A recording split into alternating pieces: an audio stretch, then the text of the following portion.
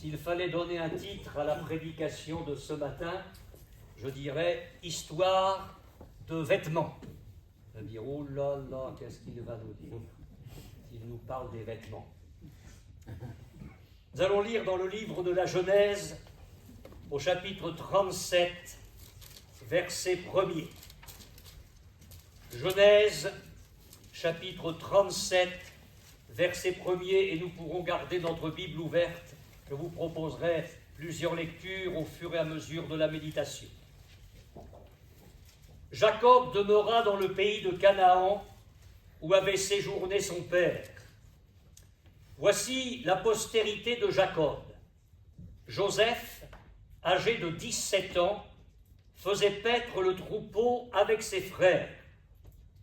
Cet enfant était auprès des fils de Bila et des fils de Zilpa, femme de son père.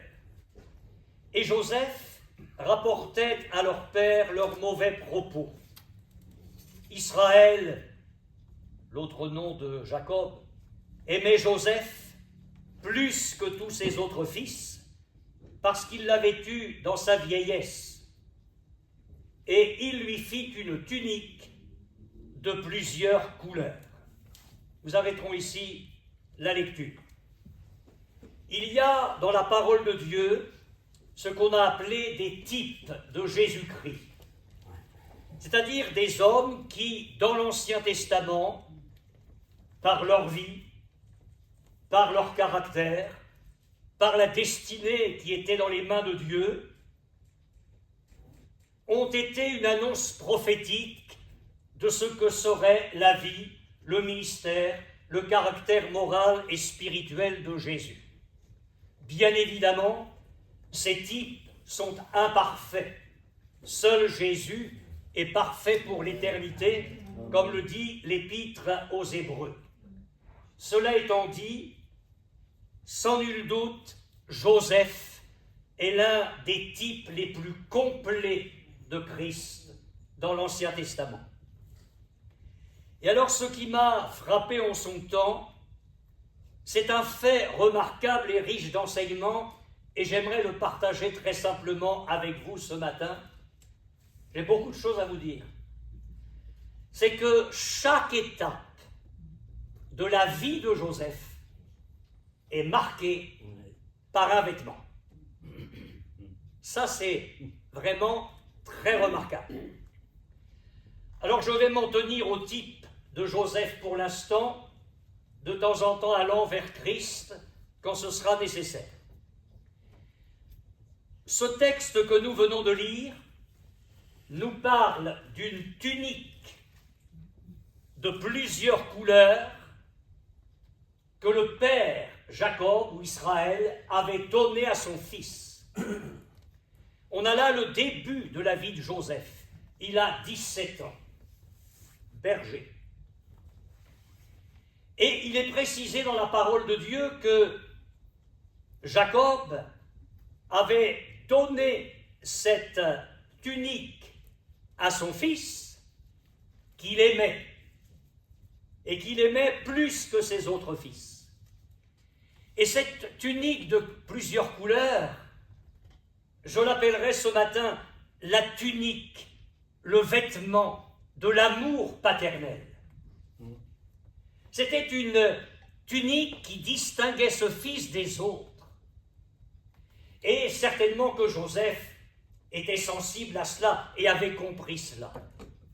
Et j'imagine le matin, quand Joseph enfilait cette tunique, il ne pouvait pas s'empêcher, en regardant cette multitude de couleurs, de dire « Mon père m'aime, mon père m'aime ».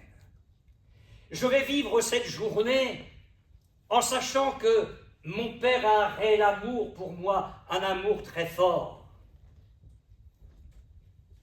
Alors comment ne pas penser à Christ, qui de toujours a été le Fils bien-aimé du Père.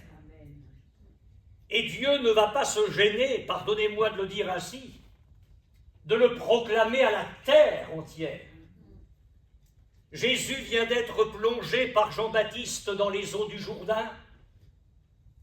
le ciel s'ouvre alors que Jésus est en train de prier. L'Esprit descend sur Jésus sur la forme corporelle d'une colombe et une voix retentit. Celui-ci est mon Fils bien-aimé, en qui j'ai mis toute mon affection. Plus tard, Jésus emmène ses disciples, 3 de ses disciples, sur une montagne. Il va vivre quelque chose d'extraordinaire, je dirais quelque chose par anticipation. Il va être baigné dans la gloire qu'il a laissée et dans la gloire qu'il va retrouver. Ses vêtements deviennent blancs comme la lumière. Son visage resplendit comme le soleil, et à nouveau, comme pour son baptême d'eau, la voix du ciel retentit. Celui-ci est mon Fils bien-aimé, en qui j'ai mis toute mon affection. Écoutez-le.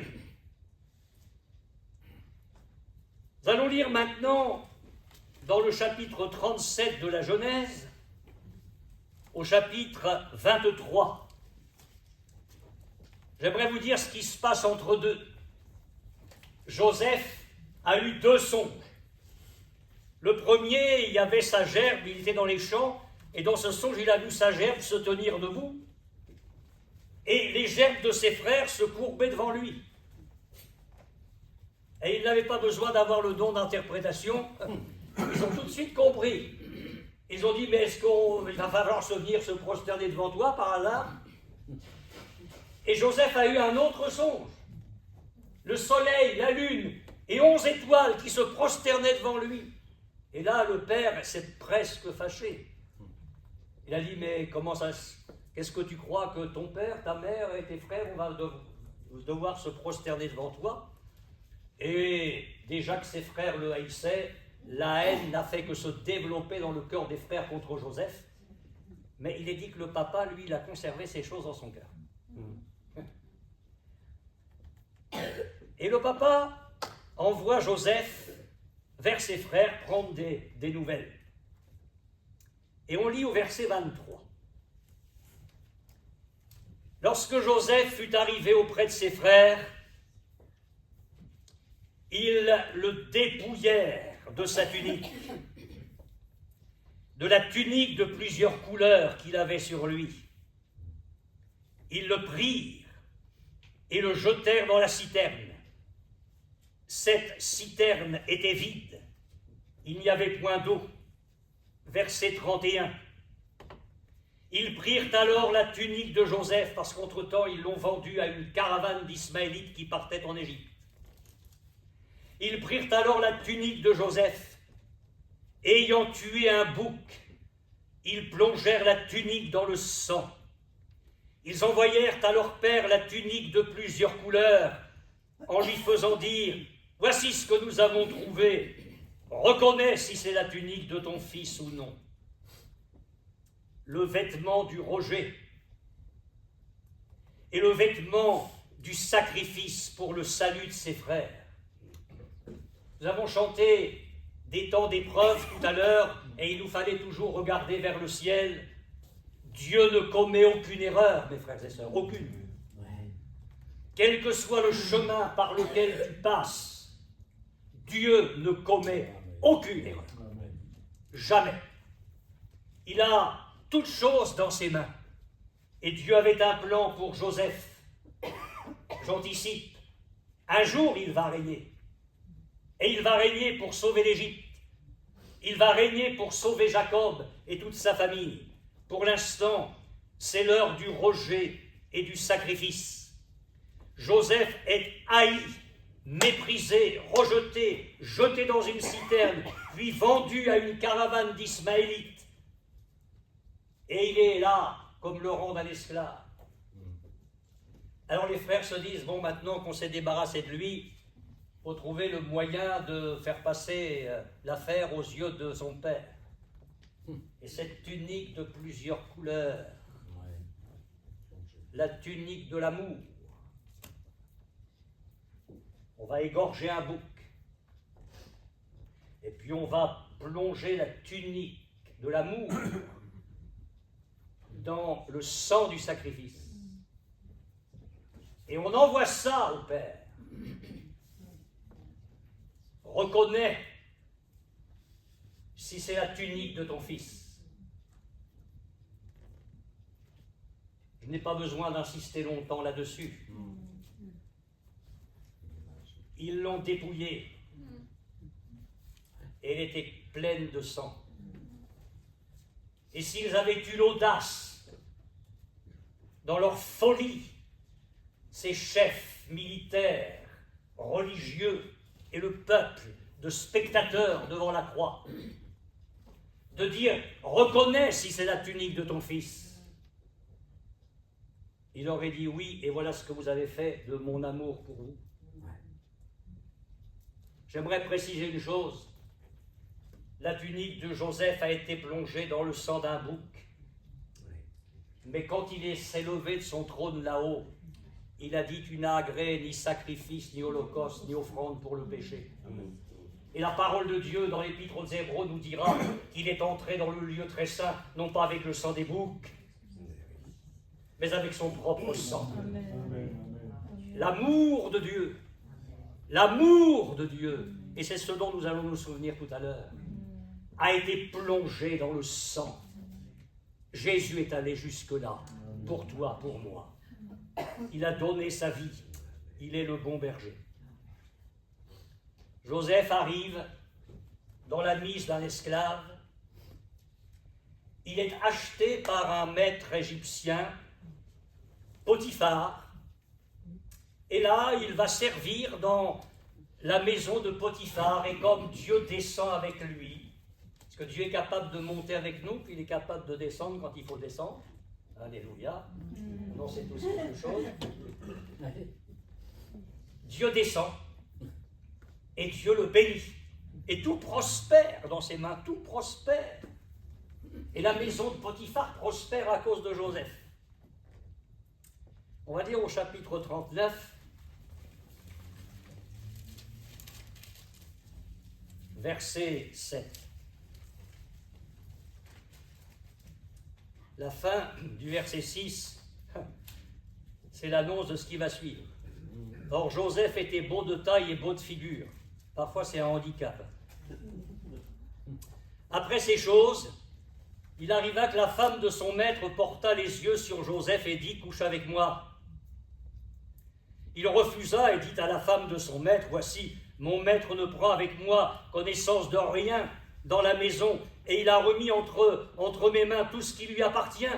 Il n'est pas plus grand que moi dans cette maison, et il ne m'a rien interdit, excepté toi, parce que tu es sa femme. Comment ferais-je un aussi grand mal, et pécherais-je contre Dieu ?» Lorsqu'elle parla, quoiqu'elle parlât tous les jours à Joseph, il refusa de coucher auprès d'elle, d'être avec elle. Un jour, qu'il était entré dans la maison pour faire son ouvrage, et qu'il n'y avait là aucun des gens de la maison, elle le saisit par son vêtement, en disant « Couche avec moi », il lui laissa son vêtement dans la main et s'enfuit au dehors.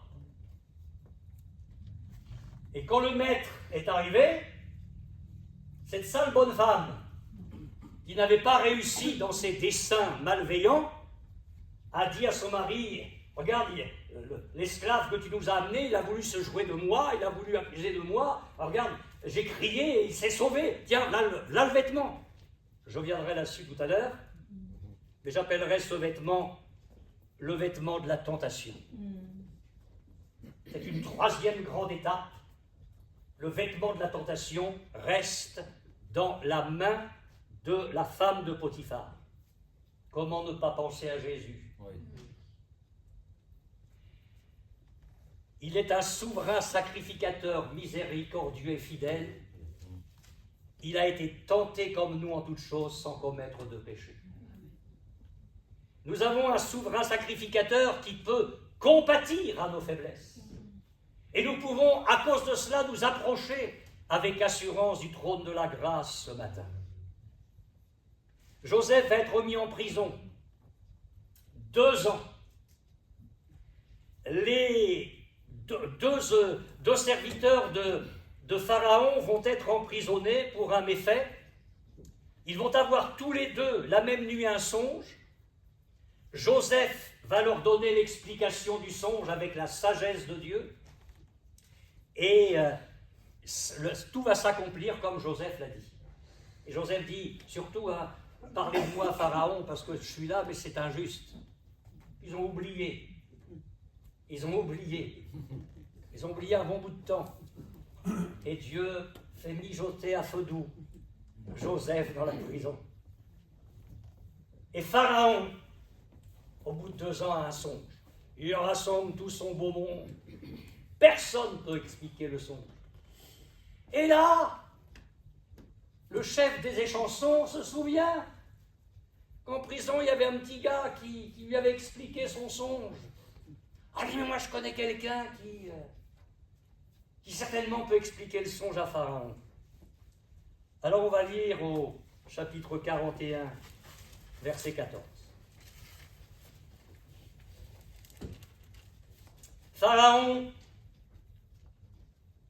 fit appeler Joseph. On le fit sortir en hâte de prison. Il se rasa, changea de vêtements. Ben oui, on ne se présente pas devant Pharaon avec un vêtement de prisonnier. Il se rasa, changea de vêtements et se rendit vers Pharaon. Mes frères et sœurs, c'est le vêtement de la délivrance, et c'est le vêtement de la délivrance pour le règne. L'humiliation, ça dure un temps, la prison, ça dure un temps, la justice, ça dure un temps, et quand Dieu dit stop, c'est terminé. Quand Dieu a fermé la porte de la prison pour Joseph, personne n'a pu l'en faire sortir. Mais quand Dieu a dit stop et que Dieu a ouvert la porte de la prison pour que Joseph en sorte, personne n'a pu la fermer. Et là, il sort. Et il sort, il ne sera plus l'esclave. Vous connaissez votre Bible pour la plupart d'entre vous. Il sort et les événements vont faire que tout va s'amplifier pour la gloire de Joseph. Il va régner, il va être le premier juste après Pharaon. Il va avoir la main sur toute l'Égypte. Le vêtement de la délivrance pour le règne. L'épreuve est terminée. Un autre temps s'ouvre pour Joseph. Et là encore, c'est marqué par le vêtement. Et puis, Pharaon va l'élever à la gloire juste après lui. Et nous lisons au chapitre 41, verset 37.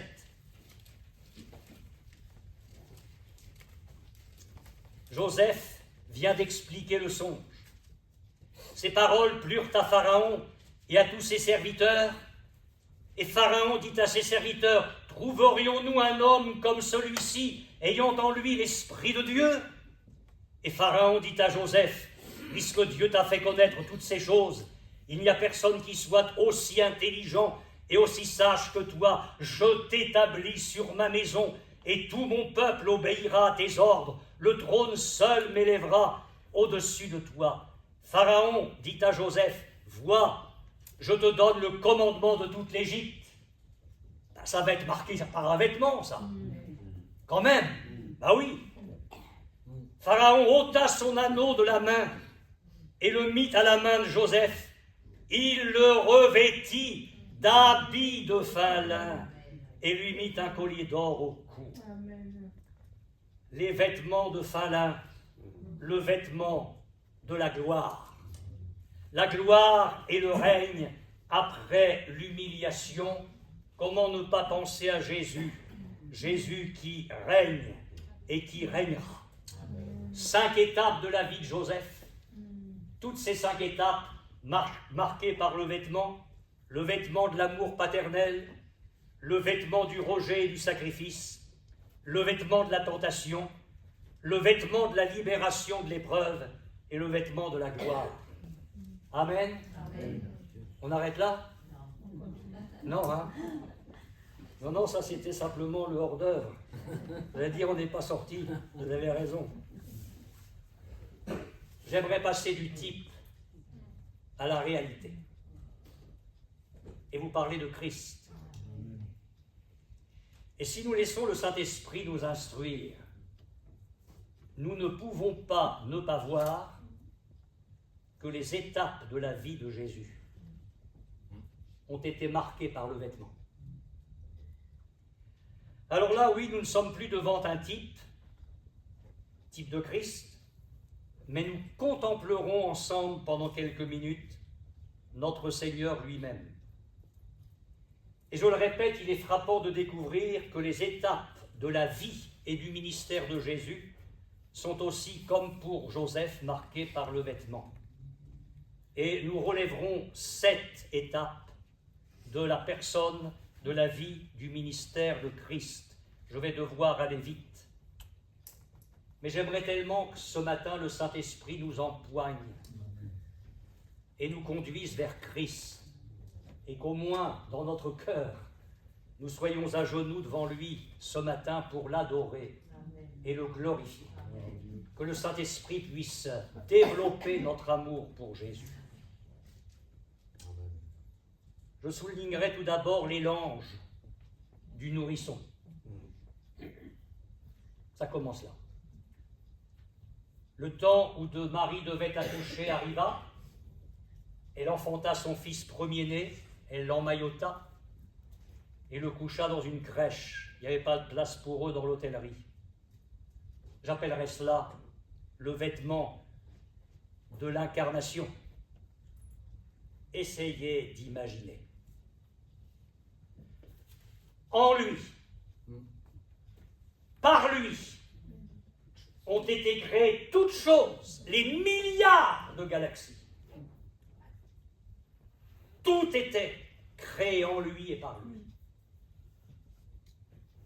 Et puis pour nous racheter, un jour il se lève de son trône et il dit « Voici, ô Dieu, je viens ».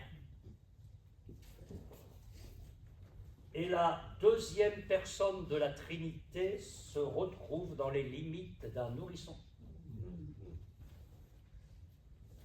Couché dans une mangeoire à bestiaux, enveloppé de l'ange. Quel abaissement! La parole de Dieu nous demande d'avoir en nous les sentiments qui étaient en Jésus-Christ, lequel, existant en forme de Dieu, n'a pas voulu conserver jalousement son rang divin, mais s'est dépouillé, il s'est anéanti lui-même, en prenant une forme de serviteur, en devenant semblable aux hommes, et ayant paru comme un simple homme, il s'est humilié jusqu'à la mort de la croix. Son désir de nous racheter, à cause de l'impuissance des sacrifices et des holocaustes, et à cause de la volonté du Père. Ce matin, nous allons nous souvenir des langes du nourrisson. Jésus est devenu un homme. Un homme, lui qui est Dieu, pour nous sauver. Quand le Seigneur Jésus a été crucifié, les soldats l'ont dépouillé de ses vêtements, ils ont fait 4 parts pour les 4 soldats, mais l'évangile de Jean précise qu'ils l'ont dépouillé de sa tunique qui était sans couture. Et j'appellerais cette tunique sans couture le vêtement du Messie, loin de Dieu. Pourquoi ?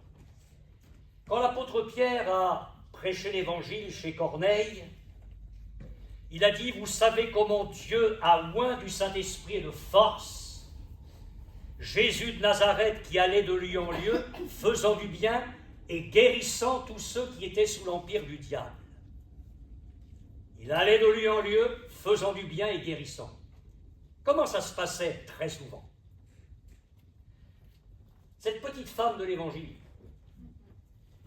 atteinte d'hémorragie à répétition, qui glissait vers la mort depuis 12 ans, qui entend parler de Jésus, qui entend parler de ses miracles, la foi vient dans son cœur, et avec la foi, le raisonnement de la foi, la démarche de la foi, je vais y aller. Et si seulement je peux toucher le bord de son vêtement, ce n'est pas le vêtement qui guérissait, c'était simplement un point d'appui pour sa foi. Si je peux seulement toucher le bord de son vêtement, je serai guéri. Alors elle vient dans la foule par derrière, simplement, discrètement, elle avance sa main, elle touche le bord du vêtement, la tunique de Christ.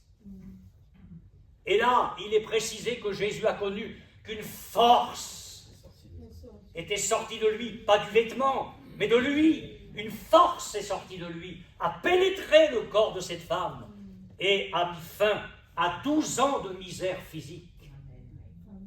Une force est sortie de Jésus. Mais ailleurs, dans l'évangile de Luc, il est dit, toute la foule cherchait à le toucher, à toucher son vêtement. Une force sortait de lui et les guérissait tous. Et c'est pourquoi je dis que nous avons là le vêtement de loin de l'Éternel, du Messie, qui était venu accomplir au milieu de son peuple des prodiges, des guérisons, des miracles. Il allait de lieu en lieu, faisant du bien. On est à quelques heures de la croix.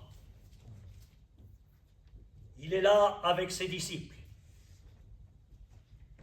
comme celui qui sait tout, et parce qu'il sait tout, dans son cœur, il prend le dessus sur tout. Il savait que le Père avait remis toutes choses entre ses mains. Il savait qu'il était venu de Dieu. Il savait qu'il s'en allait à Dieu. Quand on en est là, on peut descendre au niveau le plus bas. Quand on en est là, on peut descendre au niveau le plus bas. Alors il se lève. Il enlève le manteau qui aurait pu le gêner dans son action. Puis il prend un linge dont il se ceint, c'est-à-dire que, dans cette minute-là, il prend la mise de l'esclave. C'était l'esclave qui lavait les pieds des hôtes. Il prend un bassin et imaginez encore celui qui a créé les mondes, qui est Dieu. Imaginez qu'il soit là ce matin, qu'il vous demande d'enlever vos chaussures. Il s'abaisse devant vous. Et il vous lave les pieds. Et regardez-le, il a comme ceinture le linge de l'esclave. Et c'est avec ce linge même qu'il essuiera les pieds. Celui par qui, en qui toutes choses ont été créées, s'abaisse au niveau le plus bas, le linge de l'esclave. Et puis bien sûr, j'en arrive à la croix. Les vêtements de Jésus ont été ôtés de son corps avant qu'il ne soit crucifié. Dans quel état vous pensez qu'étaient les vêtements? Dans quel état pensez-vous que se soit trouvée la tunique? Il saillait de partout. De partout. Les vêtements étaient souillés de sang, le sang rédempteur. Pensons à la tunique de Joseph. Quel parallèle saisissant! Et là encore, je répète que le sang, la tunique de Jésus a été marquée non pas par le sang d'un bouc, mais par son propre sang. Merveilleux Sauveur. Et puis j'aimerais vous parler du vêtement de la victoire sur la mort, de la victoire sur le diable, de la victoire de Jésus sur le péché, le vêtement de la résurrection. Pensons au changement de vêtements pour Joseph lorsqu'il sort de prison. Et là, les petites femmes, elles sont préparées des aromates, des parfums, et elles ont un christianisme 3 jours en retard. Elles sont encore à l'heure de la résurrection, de la crucifixion, elles sont encore à l'heure d'hiver. Mais là-haut, on est passé à l'heure d'été. Mais ça, elles n'ont pas saisi ça, parce qu'elles ne sont pas sur les promesses du Seigneur. Alors elles sont là, et puis vous connaissez votre Bible, Jésus apparaît, et puis vite elles vont porter la nouvelle, Jésus est ressuscité. Un enthousiasme très, très, très modéré chez les disciples, mais Pierre et Jean, ils courent. Puis quand l'un d'eux s'approche et qu'il regarde, il voit le linge qui avait enveloppé le visage de Jésus, les bandes qui avaient enveloppé son corps, et puis certains linges étaient pliés et d'autres étaient là dans le sépulcre. Qu'est-ce que ça veut dire? Jésus n'est pas sorti comme un esprit qui n'a ni chair ni eau. Hein. Il le dit. Il avait un corps glorifié, mais un corps. ce corps glorifié devait être vêtu. Les vêtements de la mort, les vêtements de la croix étaient restés dans le sépulcre. Quand Jésus sort victorieusement du tombeau, c'est comme Joseph qui sort de la prison. On change de vêtements. Le vêtement du triomphe de Christ. Jésus sort victorieusement du tombeau. Après le rejet, le mépris, la moquerie, l'oubli, la souffrance, il sort au vainqueur. Les bandes, le linge, le linceul qui avait enveloppé son corps sont restés là dans le sépulcre. Jésus a un corps glorifié et il a des vêtements de gloire, les vêtements de celui qui règne. Amen. Alléluia. Amen. Et puis Jean le voit sur l'île de Patmos. Il est là à cause de sa foi, ce pauvre Jean, vivant dans un état certainement extrêmement difficile. Et puis là, la révélation. Il a l'Apocalypse, puisque c'est ce que ce mot-là veut dire. Et il entend une voix derrière lui. Ce que tu vois, écris-le dans un livre et envoie-le aux 7 églises. Alors il se retourne pour voir qui est celui qui lui parle. Et il voit Jésus glorifié. La tête de Jésus, majestueuse, resplendissante, mais je ne veux pas parler de ça. Il voit Jésus avec une longue robe et une ceinture d'or. La gloire de Jésus est telle que Jean va tomber aux pieds de Jésus comme mort. Nous, dans nos réunions, on est là parfois, olé olé. Au moment de la Sainte Seine, on bloque le chewing-gum d'un côté pour mettre le pain de l'autre. Mais moi, je vous dis que quand l'Esprit de Dieu va souffler dans nos églises et qu'il va nous courber, on aura tous le nez par terre. Et je vous le dis, on a besoin de ça, et j'ai besoin de ça. Le folklore, on en est fatigué. Cette légèreté qui souffle sur les églises, on n'en peut plus. Que l'Esprit de Dieu prenne de ce qui est à Jésus et nous le communique. Et s'il nous faut tomber à ses pieds, eh bien tombons à ses pieds et adorons-le. Mais qu'est-ce que ça veut dire que cette longue robe et la ceinture d'or? Mais c'est le vêtement du sacrificateur. Jésus est entré là-haut, et je l'ai dit souvent, j'aurais voulu voir ça, les portes d'or qui s'ouvrent, le psaume 24. Porte, élevez vos linteaux, que le roi de gloire fasse son entrée. C'est dans la suite du psaume 22, du psaume 23. Il rentre dans la gloire. Il y a des milliards d'anges. J'imagine cette haie d'honneur. Le souverain sacrificateur allait dans le lieu très saint avec le sang pris de l'autel des holocaustes. Lui, il arrive avec les marques de la croix partout. Et il va entrer dans le lieu très saint là-haut avec son propre sang. Il traverse le sanctuaire qui n'est pas fait de main d'homme. Et il entre dans le lieu très saint. Et la parole de Dieu nous dit qu'il y entre comme notre grand souverain sacrificateur. J'ai une bonne nouvelle. Il prie pour toi. Il prie pour moi, il prie pour nous.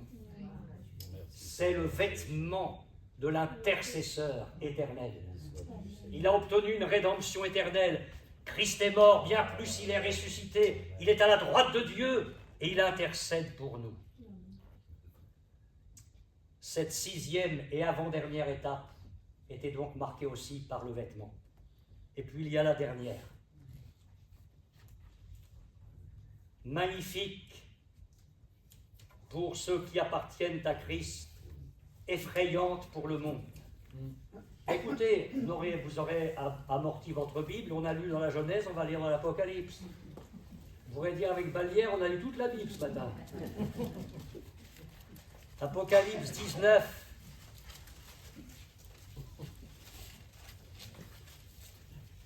Verset 11.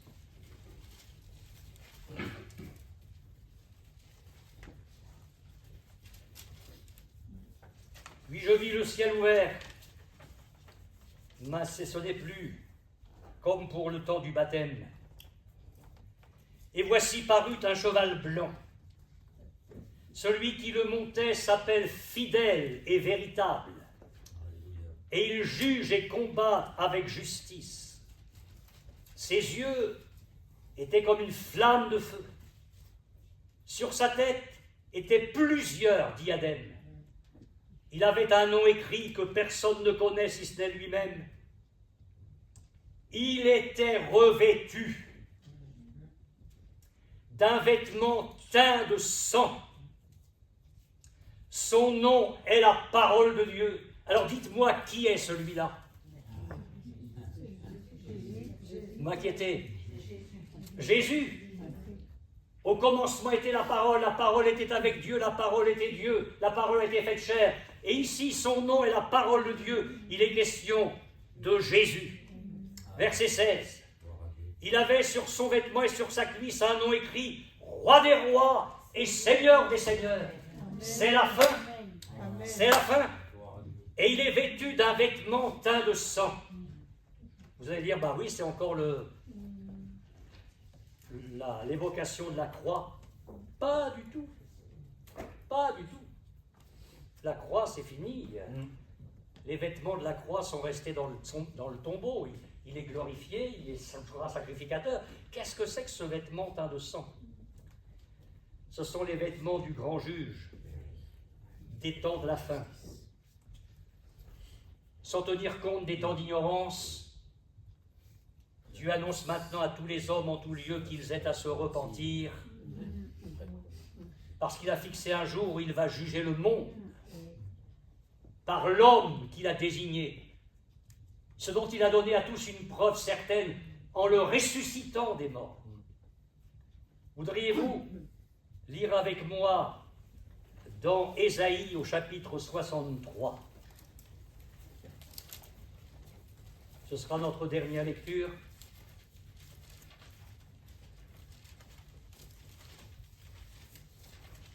Ésaïe 63, verset 1er.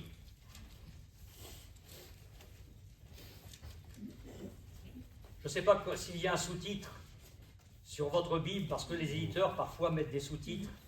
Moi, j'ai un jour de vengeance. Qui est celui qui vient d'Édom, de Botsra, en vêtements rouges? En vêtements rouges, en habit éclatant, et se redressant avec fierté dans la plénitude de sa force. Dieu répond, c'est moi. Celui qui est habillé en vêtements rouges, c'est lui. C'est moi qui ai promis le salut, qui ai le pouvoir de délivrer. Et la conversation se poursuit. Mais pourquoi tes habits sont-ils rouges? Et tes vêtements comme les vêtements de celui qui foule dans la cuve? J'ai été seul à fouler au pressoir, et nul homme d'entre les peuples n'était avec moi, je les ai foulés dans ma colère. Nous ne sommes plus dans le temps de la grâce. Nous ne sommes plus dans l'année de la grâce. Nous sommes dans un temps de jugement. Je les ai foulés dans ma colère, je les ai écrasés dans ma fureur. Leur sang a jailli sur mes vêtements et j'ai souillé tous mes habits. Car un jour de vengeance était dans mon cœur et l'année de mes rachetés est venue. Je regardais, personne pour m'aider. J'étais étonné, personne pour me soutenir. Alors mon bras m'a été en aide et ma fureur m'a servi d'appui. J'ai foulé des peuples dans ma colère. Je les ai rendus ivres dans ma fureur et j'ai répandu leur sang sur la terre. Informez-vous. J'ai été frappé en relisant Matthieu 24 de voir que Jésus parle on entendra parler de guerre, de bruit de guerre. Mais à un moment donné, il dit un royaume contre un royaume. La géopolitique est en train de changer. On sent que deux grands blocs sont en train de se constituer. Deux civilisations vont s'affronter. Jésus dit un royaume contre un royaume. Et il y a de part et d'autre des sommets avec les dirigeants de part et d'autre qui sont en train de se rassembler. Les choses sont en train de se mettre en place. Et là-haut, excusez-moi de le dire comme le psaume 2 le dit, Dieu rit. Parce qu'il brise les grands sans information. Parce que les nations sont dans sa main comme une gouttelette d'un seau. Et parce que Dieu se rit de l'orgueil, de la prétention des êtres humains. Dieu patiente dans son amour, c'est l'année de grâce, c'est l'année de la patience de Dieu. Mais à un moment donné, la patience de Dieu va s'arrêter. Et alors va paraître le grand juge en vêtements teints de sang, parce qu'il va fouler les nations. Alors je dis, mes frères et sœurs, bénissons Jésus. Quel sauveur, quel Seigneur. Vêtements de l'incarnation, vêtements du Messie, le linge de l'esclave, les vêtements de la croix, du sacrifice, les vêtements de la résurrection, de la délivrance et de la gloire, la robe du souverain sacrificateur et la robe du grand souverain sacrificateur et aussi du grand juge. Toute l'histoire du monde est dans les mains de Jésus. Amen. Toute l'histoire de l'Église est dans les mains de Jésus et notre vie est dans les mains de Jésus. Amen. C'est pour cela que nous allons l'adorer, le glorifier dans ce temps de Sainte Seine, que aucune bouche ne reste fermée, mais que nous puissions adorer le Seigneur de tout notre cœur. Nous allons prier et l'un de nos frères va lire le texte d'introduction à la Sainte Seine et rendra grâce également pour le pain et le vin. Nous te bénissons, Seigneur, et nous te rendons grâce pour un tel Seigneur. Amen. Béni sois-tu pour la personne de ton Fils. Il est venu plein de grâce et de vérité. En lui habite corporellement toute la plénitude de la divinité. Nous sommes accomplis en lui. Ce matin, je veux te louer et te glorifier, Seigneur. Oui, cette tunique couverte de sang, tu la reconnais comme la tunique de ton Fils. Tu l'as donnée. Tu as dû même te détourner de lui. Tu as dû l'abandonner quelques heures à la croix parce qu'il portait les péchés du monde. Seigneur, il a porté nos péchés. Et ce matin, dans ce temps de Sainte Seine, nous voulons te glorifier de tout notre cœur. Amen. Amen. Et je n'en ai pas terminé. Si vous voulez bien venir la semaine prochaine, vous verrez que votre histoire est la mienne. Toutes les étapes sont liées par une affaire de vêtements. Et ça, c'est pour la semaine prochaine.